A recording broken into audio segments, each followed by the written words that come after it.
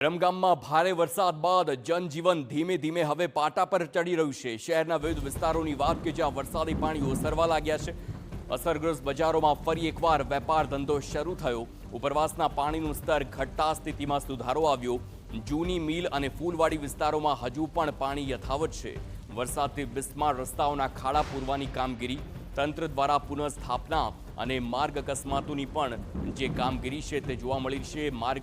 માર્ગમાં જે પ્રકારે મરામત કરવામાં આવી રહી છે તેની પણ કામગીરી જોવા મળી રહી છે।